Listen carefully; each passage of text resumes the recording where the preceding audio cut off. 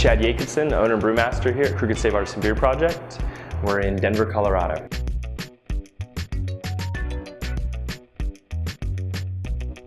Crooked Stave is really a unique culmination. It's a culmination of my master's dissertation. So it was done in brewing research, and it was done on Brettanomyces yeast. So we really got our start from me taking my master's dissertation and really looking at, okay, this research is great, but is it something that's actually applicable in the brewing industry? And from that really is the grounds that we ran on to create Crooked Stave and to get to where we are now.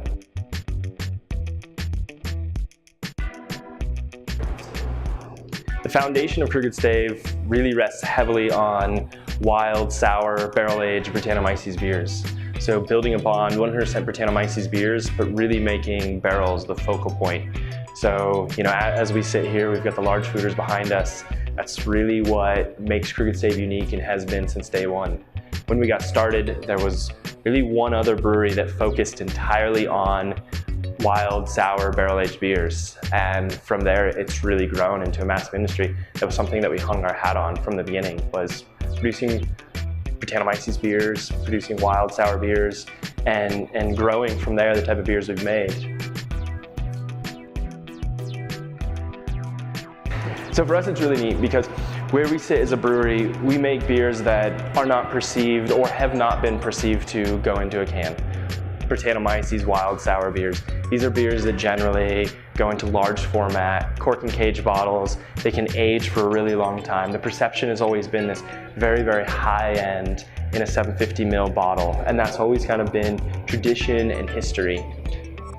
We sit in a unique place, I think, in Colorado, but also within the craft brewing industry, where cans have grown. 5 years ago, cans weren't nearly as accepted as they are now. 10 years ago, it was almost unheard of in the craft brewing industry.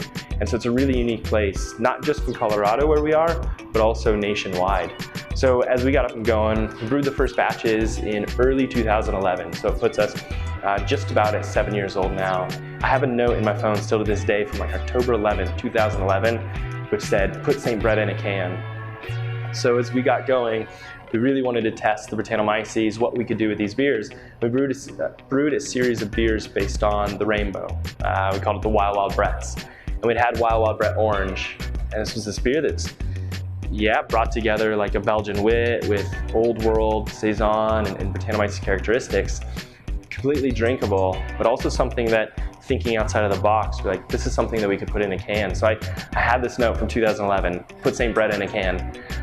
It took until 2017, so a mere 6.5 years later or so, and we were putting it in a can.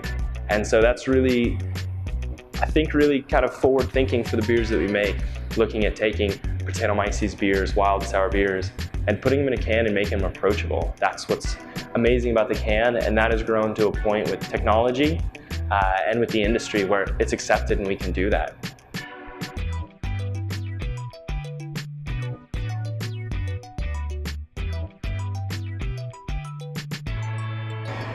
So with being able to automate decal and automate canning line, it was really what we looked at from the beginning.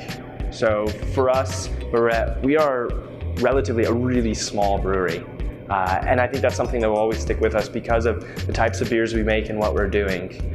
But again, it's relative to how you operate and what you do. So for us, it's always been about quality. One of the most important things within our vision, within our mission at our brewery is quality never compromising.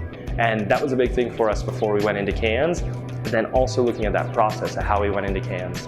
So we knew that if we were going to go into a canning line, we needed to be able to beat any of our DOs, TPO, and really get that down. And that's not just the canning line itself, but that's the entire process all the way through.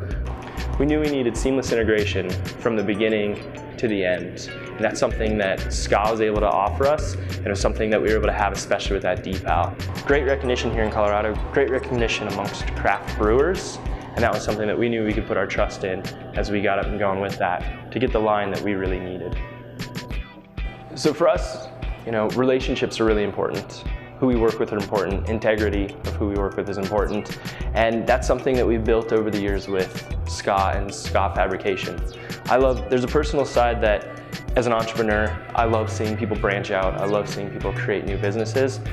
But we're also going to work with the most quality manufacturer we can, who's going to be able to work with us and build that relationship with us. Scott put that first and foremost right away. It was great, the attention to detail that they had, the attention they had in our project, what they wanted to be able to bring to it. So it's easy to work with someone that you like, that you respect, but also is going to put quality in the same way. We knew that if we wanted to tweak, if we wanted to change things, if we wanted to make it, what we call our Stave standard, they were willing to work with us. Ultimately, there really wasn't anything like that we needed to do because they've already been doing it for all these years. They've already thought it through. And so we were able to pick the package we wanted that worked for us and have it built. Our brewery is very interesting. As you wander through, as you check everything out, attention to detail and focus are paramount. And with that comes quality. Quality first, never compromising. We really sometimes even sweat the small stuff as it gets put. We have to within our process. There's too much room for beer to be able to change, beer to be able to become something we don't want it to be. We end up handling the beer 5 times more just because of all the barrels, all the projects, everything we do. But therefore, we really blend science and art. Science, quality, attention to detail, being able to observe everything all the way through, but then being able to take the art to be able to taste, blend, and put things together. And we really showcase that all the way through.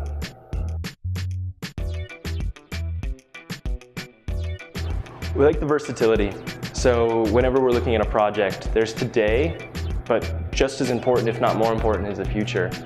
With the canning line that we've got up, but all of the equipment from Ska Fabrication that we've been able to build out on it, we know that we can continue to use that past this line. If we want to bring in new canning lines to work faster, to continue that automation level, all of that's there with our Ska equipment. If we want to be able to change our pack out system, change anything in line, it's all built so that we can be able to do that, add in, add to it, continue to grow. So we're not cornered into any one piece of equipment that we can't use later down the line. That was really important to me in being able to do that, knowing that, okay, hey, this works for this line, but the versatility of this continues to grow, continues to be able to do more, and we can continue to add on as we develop. So where I see the industry as a whole, even with sour beer and especially with Denver, it's unique. We've got a lot of really good breweries here in Denver making some amazing sour beers. So it's a really cool thing to be able to be a part of. But also on a national stage and on a world stage, see it continuing to develop. More and more people are getting into it, so more and more competitiveness. That's what I think brings us a bit of a competitive edge to the cans. We have something that's really exciting.